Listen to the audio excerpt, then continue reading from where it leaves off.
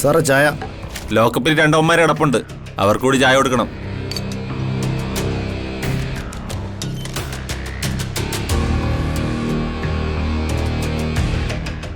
ദാ ചായ. നിന്റെ പെണ്ണുമുള്ളമാരല്ലേ പോലീസ്, കുടിക്ക്.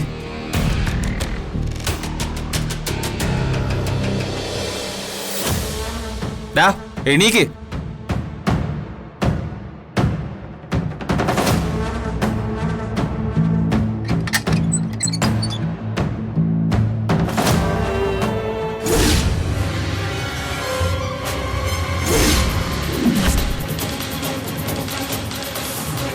തോമസ് സാറേ, ഓടിവായോ സാറേ, ഒന്ന് ഓടിവായോ സാറേ. ഒന്ന് നോക്കി, രക്തം ഛർദ്ദിച്ച് മരിച്ചു കിടക്കുക. ഇവനല്ലേ ഇന്ദ്രജ മേഡത്തിന്റെ പേര് പറഞ്ഞത്? അതെ. വേഗം SI സാറിനോട് പറയണം, ACP സാറിനെ അറിയിക്കണം. ദൈവമേ, എല്ലാരും കുടുങ്ങുമല്ലോ.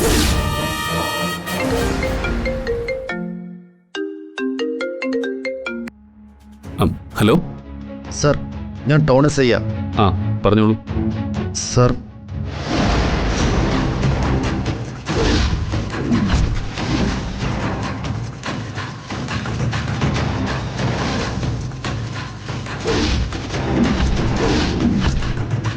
വാട്ട്? സത്യമാണ് സർ. ആരൊക്കെ ഇന്നലെ ഡ്യൂട്ടിയിലുണ്ടായിരുന്നത്? ആരോടും പുറത്ത് പോരുതെന്ന് പറയണം. ഞാൻ ഉടനെ അങ്ങോട്ട് വരാം സർ. ആരെങ്കിലും പുറത്തുള്ളവര് ഈ ഒരു അറിഞ്ഞോ? സൂപ്രണ്ട് ഓഫീസിലോ മറ്റോ? ഇല്ല സർ, ആദ്യം സാറിനെ വിളിച്ചത്. ശരി ശരി, ഞാനിപ്പോൾ അങ്ങോട്ട് വരാം.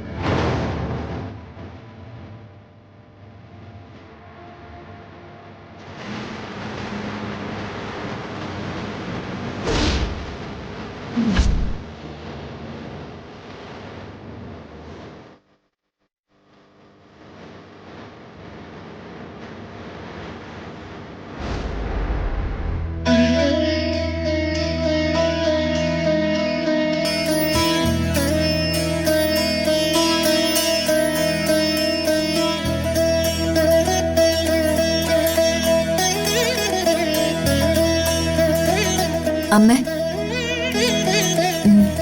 ചായ.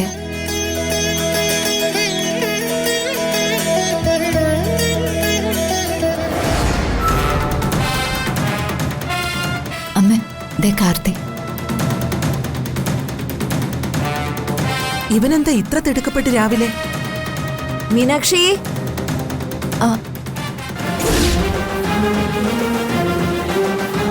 മോനെ കാർത്തി, നീ എന്താ അതിരാവിലെ? എന്താടാ പ്രശ്നം? തുറന്നു പറയേ. അത് സ്റ്റേഷനിലൊരു സംഭവം ഉണ്ടായി മുത്തശ്ശി. അതെന്റെ ജോലിയെ വരെ ബാധിക്കുന്ന പ്രശ്നം. നീ കാര്യം തുറന്നു പറ മോനെ. വല്യമ്മാവനെ ആക്രമിക്കാൻ വന്ന ഗുണ്ടകളിൽ ഒരാള് സ്റ്റേഷന്റെ ലോക്കപ്പ് മുറിയിൽ മരിച്ചു കിടക്കുന്നു.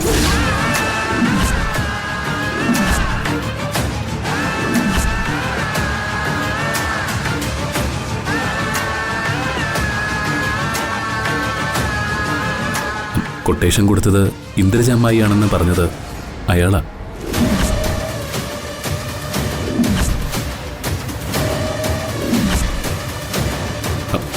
അയാളാണ് കൊല്ലപ്പെട്ടത്.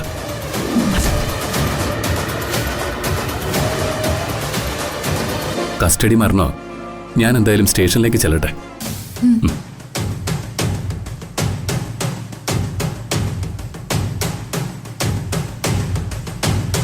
അവളായിരിക്കും ഇതിന് പിന്നിൽ, ആ ഇന്ദ്രജ. യാതൊരു സംശയവും വേണ്ട. എന്ത് ചെയ്യും അമ്മേ? നമ്മുടെ കുഞ്ഞ് നിരപരാധിയാ, പിന്നെ എന്തിനാ പേടിക്കുന്നേ? നമുക്ക് ദൈവത്തോട് പ്രാർത്ഥിക്കാം.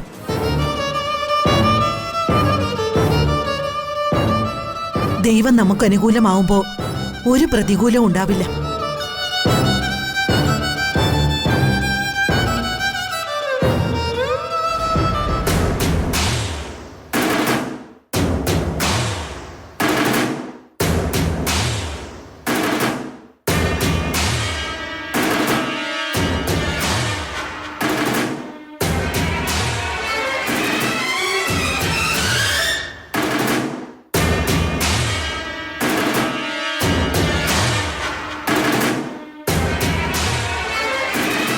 ശ്ശെ.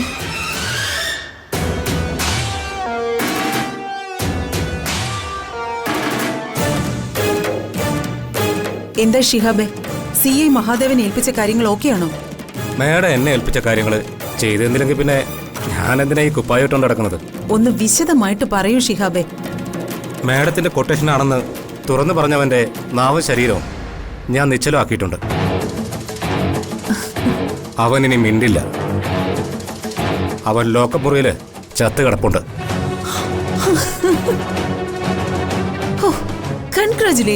കൺഗ്രാചുലേഷൻസ് ഷിഹാബെ. എനിക്ക് ആ സ്റ്റേഷനിലല്ലല്ലോ ഡ്യൂട്ടി. അതുകൊണ്ട് അവനെ കൊല്ലാൻ ഞാൻ മറ്റൊരു കൊട്ടേഷൻ കൊടുത്തു. ആ സ്റ്റേഷനിലുള്ള ഒരാൾ തന്നെയാ ആ കൃത്യം നടത്തിയതാ. മരിച്ചുപോയെങ്കിലും അവനാ സത്യം കാർത്തിയോട് പറഞ്ഞില്ലേ? അതുകൊണ്ട് എന്ത് പ്രയോജനം? ആ മൊഴി കൊടുത്തവൻ കൊല്ലപ്പെട്ടില്ലേ? എന്നാലും ഷിഹാബിന് സമ്മതിക്കണം. കാർത്തിയുടെ മേൽനോട്ടമുള്ള ആ സ്റ്റേഷനിൽ കയറി നമ്മുടെ ദൗത്യം നടപ്പാക്കി കളഞ്ഞല്ലോ. ഈ സിറ്റിയിലുള്ള ഏത് സ്റ്റേഷനിലും എനിക്ക് ഒരാളെങ്കിലും ഉണ്ടാവും. ഞാൻ കരുതി വെക്കുന്നത് അതൊക്കെ. കാർത്തി വാലിൽ തീ പിടിച്ച പോലെ നെട്ടോട്ടോ ഓടുകയായിരിക്കും. സംശയം എന്ത്? വിരണ്ട് നടക്കുകയാവും, തൊപ്പി തെറിക്കും. മാത്രമല്ല കൊലക്കുറ്റത്തിനകത്തുമാവും. എന്റെ ഷിഹാബെ, വേണ്ടെന്ന് ഞാൻ എത്ര നിർബന്ധിച്ചാലും അവൻ ഒളിഞ്ഞും തെളിഞ്ഞും എന്റെ നേരെ ആയുധമായി വരും. എന്നെ തകർക്കാൻ നോക്കിയാ ഇനി ആങ്ങളയുടെ മോനായാലും അനിയത്തിയുടെ മോനായാലും ഇന്ദ്രജ വെറുതെ വിടില്ല. ഇത് സാധാരണ കേസ് പോലെ അല്ല മാഡം. കാർത്തിക് കുടുങ്ങും.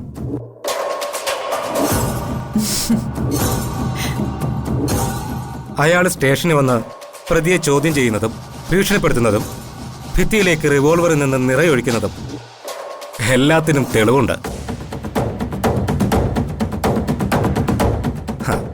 CCTV ഫുട്ടേജ് എടുത്താൽ പോരെ? അവൻ സ്റ്റേഷനിൽ നിന്ന് പോയി മണിക്കൂറുകൾക്കുള്ളിൽ പ്രതി കൊല്ലപ്പെടുകയും ചെയ്തു. മാത്രമല്ല മാഡം, ഡിപ്പാർട്ട്മെന്റിലെ അവന് കുറേ ശത്രുക്കളുമുണ്ട്. അവരെല്ലാം ഈ അവസരം വിനിയോഗിക്കും. താടി വെച്ച് ഡ്യൂട്ടി ചെയ്യാൻ അവൻ ആര് പെർമിഷൻ കൊടുത്തു എന്നാണ് എല്ലാവരുടെയും ചോദ്യം. അപ്പോ എല്ലാ സാഹചര്യങ്ങളും നമുക്ക് അനുകൂലമാണ്. ഒരു സംശയവും വേണ്ട, ഇതിലവൻ പെട്ടത് തന്നെ. ഇത് സംഗതി വേറെയാ, ലോക്കപ്പ് മരണം.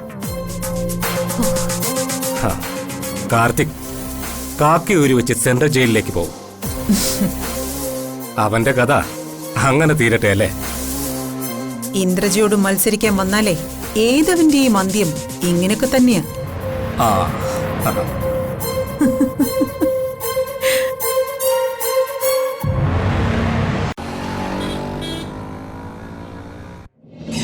വേണ്ട, എനിക്ക് കേൾക്കണ്ട. നിങ്ങളുടെ ഇത്തരം എക്സ്പ്ലനേഷൻ ഒന്നും. ഞാൻ ചോദിച്ചതിന് മാത്രം ഉത്തരം തന്നാൽ മതി. നിങ്ങൾക്ക് ചാർജ് തന്നിട്ടില്ലാത്ത കേസിലെ പ്രതികളെ ചോദ്യം ചെയ്യാൻ നിങ്ങൾ എന്തിനാ സ്റ്റേഷനിലേക്ക് പോയി? സർ, ടൗൺ സ്റ്റേഷനിലെ SI വിളിച്ച് പറഞ്ഞപ്പോ ഒരു SI വിളിച്ചു പറഞ്ഞാൽ ACP ആയ നിങ്ങൾ പോവോ കേസ് തെളിയിക്കാൻ? സർ, ഈ കേസ് അങ്ങനെയല്ല. ഈ കേസിന് എന്താ ഇത്ര പ്രത്യേകത? എനിക്ക് വളരെ താല്പര്യമുള്ളൊരു കേസായത്. ആ ക്രിമിനലുകൾ അറ്റാക്ക് ചെയ്തത് എന്റെ സ്വന്തം അമ്മാവനെയാണ്. അമ്മാവനും അനന്തിനവനൊന്നും ഡിപ്പാർട്ട്മെന്റിന് പ്രശ്നമല്ല. നിങ്ങളുടെ അമ്മാവനെ കൊല്ലാൻ ശ്രമിച്ച കേസ് അന്വേഷിക്കാൻ നിങ്ങളെ ആരും ചുമതലപ്പെടുത്തിയിട്ടുമില്ല. നിങ്ങൾക്ക് ചുമതലയില്ലാത്ത കേസിൽ നിങ്ങൾ ഇടപെട്ടത് തന്നെ തെറ്റ്. ആ പ്രതികളെ ചോദ്യം ചെയ്തത് അതിലും വലിയ തെറ്റ്. ഇത് കൊലക്കുറ്റമാണ്. നിങ്ങൾ ഇതിന് സമാധാനം പറയേണ്ടി വരും. സർ, സ്റ്റേഷനിൽ നടന്ന എല്ലാ സംഭവവും CCTVയിൽ പകർത്തിയിട്ടുമുണ്ട്. നിങ്ങൾ ക്രൂരമായി പ്രതികളെ ചോദ്യം ചെയ്യുന്നതും വയലന്റായി സർവീസ് റിവോൾവർ ഉപയോഗിച്ച് ഷൂട്ട് ചെയ്യുന്നതും. സർ, ഇതിലെന്തോ ചതി നടന്നിട്ടുണ്ട്. എന്ത് ചതി? സർ, എന്റെ അമ്മാവന് നേരം നടന്ന ഈ അറ്റാക്കിന് പിന്നിലെ കോൺസ്പിറസി കണ്ടെത്താൻ ഞാൻ അവരെ ചോദ്യം ചെയ്തു എന്നത് സത്യമാണ്. പക്ഷേ അവരെ ഞാൻ ഉപദ്രവിച്ചിട്ടൊന്നുമില്ല. നിങ്ങൾ ഉപദ്രവിക്കാതെ അതിലൊരു പ്രതി ലോക്കപ്പിൽ എങ്ങനെ മരിച്ചു? അതാണ് സർ അന്വേഷിക്കേണ്ടത്. ഞാൻ ഇക്കാര്യത്തിൽ നിരപരാധിയാണ്. നിങ്ങൾ നിരപരാധിയാവുന്നത് എങ്ങനെ? പോലീസ് റെക്കോർഡ്സിൽ ആ കേസ് അന്വേഷിക്കുവാൻ നിങ്ങളെ ഏർപ്പെടുത്തിയിട്ടില്ല. ആ സ്റ്റേഷനിൽ ACP എന്ന അധികാരം ഉപയോഗിച്ച് നിങ്ങൾ ബലമായി കയറി. ചോദ്യം ചെയ്യുന്നതിനിടയിൽ ഒരു പ്രതി ലോക്കപ്പിൽ കൊല്ലപ്പെട്ടു.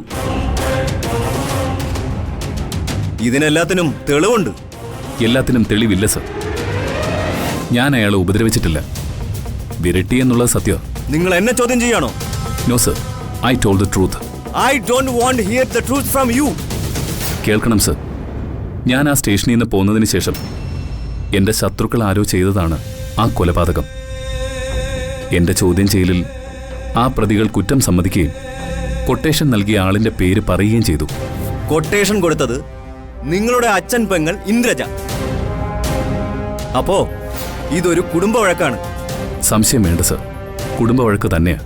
ആയിക്കോട്ടെ, ഗൂഢാലോചന നടന്നു എന്നും ഇന്ദ്രജയാണ് കൊട്ടേഷൻ കൊടുത്തതെന്നും പറഞ്ഞ ആ പ്രതികളിൽ ഒരാൾ മരിച്ചില്ലേ? അവനെ എന്റെ ശത്രുക്കൾ നിശബ്ദനാക്കിയതാണ് സർ. നിങ്ങൾ പറയുന്നതൊക്കെ ഞാൻ വിശ്വസിക്കണമെങ്കിൽ അതിന് തക്കതായ എവിഡൻസ് വേണം. ഏതായാലും ഈ കേസ് തെളിയുന്നതുവരെ ACP കാർത്തിക് സർവീസിൽ നിന്നും മാറി നിൽക്കേണ്ടി വരും. തനിക്കറിയോ, മീഡിയയിൽ ഈ വിവരം ഇതുവരെ അറിഞ്ഞിട്ടില്ല. അറിഞ്ഞാൽ ഉത്സവം ആരംഭിക്കും. തന്നെ എടുത്തിട്ട് ചെണ്ട കൊട്ടിക്കുള്ള ആഘോഷമാകും. അന്തിച്ചർച്ചകളിൽ തന്നെ അവർ വസ്ത്രാക്ഷേപം ചെയ്യും. താൻ തൽക്കാലം വീട്ടിൽ പോയിരുന്ന് പ്രാർത്ഥിക്കും. ഈ കുപ്പായം ഊരിവെച്ച് ജയിലിലേക്ക് പോവാതിരിക്കാൻ. Sir, you can go. Sir.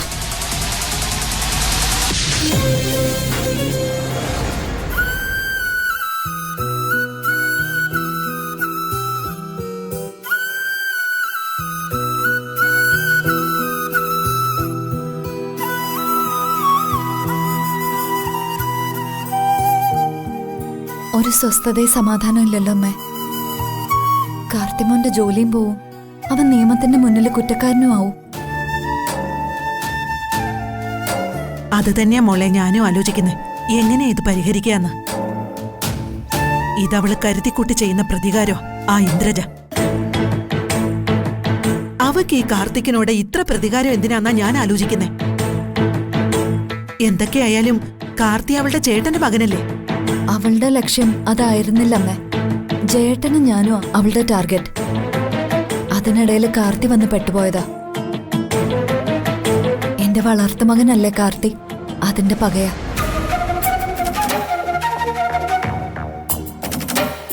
ഇത്തരം കാര്യങ്ങൾ എനിക്ക് പരിചയമുള്ള മിനിസ്റ്റർമാർ വിചാരിച്ചാൽ പോലും പരിഹരിക്കാൻ കഴിയില്ല. എന്റെ കൈ നിൽക്കില്ല. ഇനി ഒരേ ഒരു പോംവഴിയേ ഉള്ളൂ. അതാ ഞാൻ സ്വീകരിക്കാൻ പോകുന്നേ.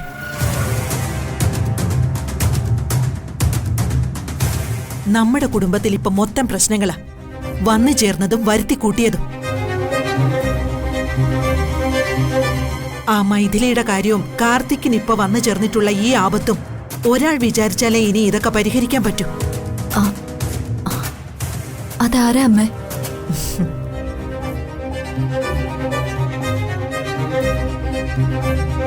നിനക്കറിയാവുന്ന ആള് തന്നെയാ.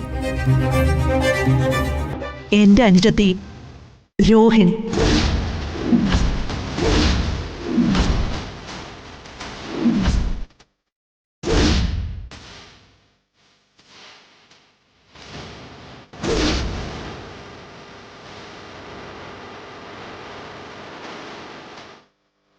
അയ്യോ അമ്മേ, രോഹിണി ചെറിയമ്മയ്ക്ക് എങ്ങനെ വരാൻ പറ്റും? സ്വന്തം കുടുംബത്തിലൊരാവശ്യം വന്നാ അവക്ക് വരാതിരിക്കാൻ പറ്റുമോ മോളെ? രോഹിണി വരും. അതല്ല, സുപ്രീം കോടതി ജഡ്ജല്ലേ. ഡൽഹിയിലെ തിരക്കുകളിൽ നിന്ന് എങ്ങനെ വരാൻ പറ്റുമെന്നാ ഞാൻ ആലോചിക്കുന്നത്. അവള് വരും, ഞാൻ വരുത്തും. കാർത്തിക്കിന്റെ കാര്യം പരിഹരിക്കാൻ രോഹിണി കൂടിയേ തീരും. മാത്രമല്ല, ഈ മൈഥിലി നമ്മൾ ഉദ്ദേശിക്കുന്നത് പോലെ അവൾ അഭയം തേടി വന്നതൊന്നുമല്ല. അവളുടെ മനസ്സിൽ പലതുമുണ്ട്. എങ്ങനെ നമ്മുടെ കുഞ്ഞിനെ അവളുടെ കൈക്കലാക്കാനാ അവളുടെ പദ്ധതി. കുഞ്ഞിനെ വെച്ച് വില പേശാൻ. ചെമ്പകമംഗലം ഒരു ശുദ്ധി കലശത്തിന് ആഗ്രഹിക്കുന്നു. അത് നടക്കണമെങ്കിൽ രോഹിണി വരണം. അല്ല, നീ എന്തിനാ ഭയന്ന് നോക്കുന്നേ? അതല്ല, ചെറിയമ്മ വന്നാല് എല്ലാവരെയും വിറപ്പിക്കും. അതാ എനിക്ക് പേടി. ഏയ്, വിറപ്പിക്കേണ്ടവരെ മാത്രമേ അവള് വിറപ്പിക്കൂ. നന്മയും സ്നേഹമുള്ളവരുടെ മുമ്പില് രോഹിണി ശാന്ത സ്വരൂപിണിയായ പാർവതീദേവിയ. ഞാൻ രണ്ടും കൽപ്പിച്ച് അവളെ വിളിക്കാൻ പോവുക.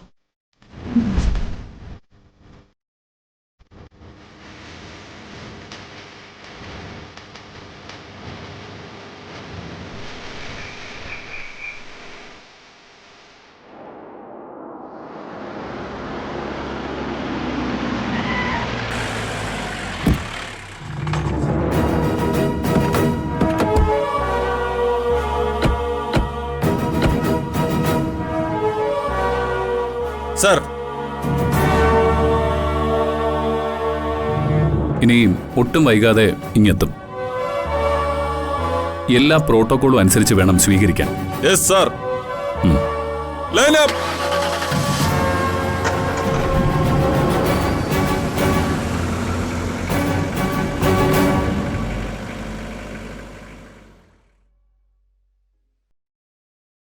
മോനെ ആ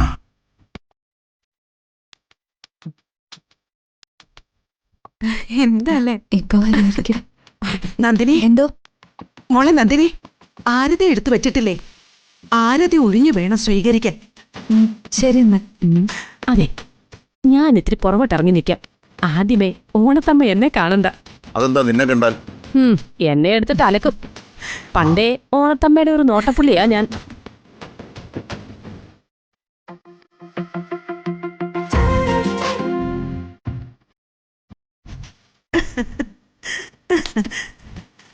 നിന്റെ സ്വഭാവമൊക്കെ മാറി, നീ ഒരു കുഞ്ഞു മാലാഖയായി മാറിയെന്ന് വരുമ്പോഴേ ഞാൻ അവളോട് പറഞ്ഞോളാം. അയ്യോ വേണ്ടമ്മേ, ഞാൻ പിന്നെ അതിന്റെ പേരില് പല അഗ്നിപരീക്ഷകളും നേരിടേണ്ടി വരും. എനിക്ക് വല്ലാതെ പേടി വരുന്നുണ്ടമ്മേ. എന്തിന്? ഞാൻ ഈ ചെറിയ മുത്തശ്ശി ഇതുവരെ കണ്ടിട്ടില്ല. എന്നോട് എങ്ങനെ പെരുമാറുമോ എന്തോ. മോൾ ഒട്ടും പേടിക്കണ്ട. നിന്നെ ആദ്യം കാണുകയല്ലേ. നിന്നോടായിരിക്കും ഏറ്റവും കൂടുതൽ വാത്സല്യം. അല്ല, എന്താ അമ്മേ എല്ലാരും ഈ ചെറിയ മുത്തശ്ശിയെ ഓണത്തമ്മേന്ന് വിളിക്കുന്നേ?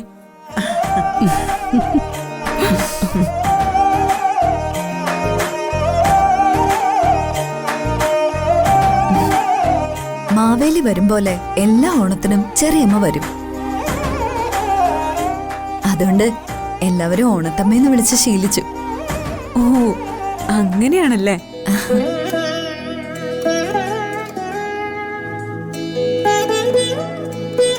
സുപ്രീം കോടതി ജഡ്ജായതിനു ശേഷം വരവ് കുറഞ്ഞു. ആ, മോളും ചെറിയമ്മ ഓണത്തമ്മേന്ന് വിളിച്ചാ മതി. എന്ത് നല്ല ചെറിയമ്മയെന്നറിയാവോ? നിന്റെ കാര്യത്തിൽ എന്തായാലും ഞാനൊരു തീരുമാനം ഉണ്ടാക്കും. എന്ത് തീരുമാനം? ഞാൻ നിന്റെ നേരെ കൈവാങ്ങിയപ്പോ നീ എന്നെ ജയിലിലടയ്ക്കുമെന്ന് പറഞ്ഞു. അതൊരിക്കലും മായാത്ത അക്ഷരങ്ങളാൽ ഞാൻ എൻ്റെ മനസ്സിൽ എഴുതി വെച്ചിട്ടുണ്ട്.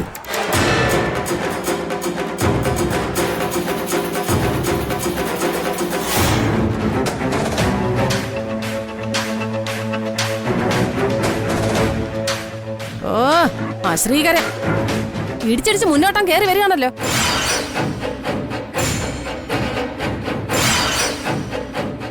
ഓണത്തമ്മ കയറി വരുമ്പോഴേ ഇവളെ കണ്ട ഓണം കർക്കടകമാവും.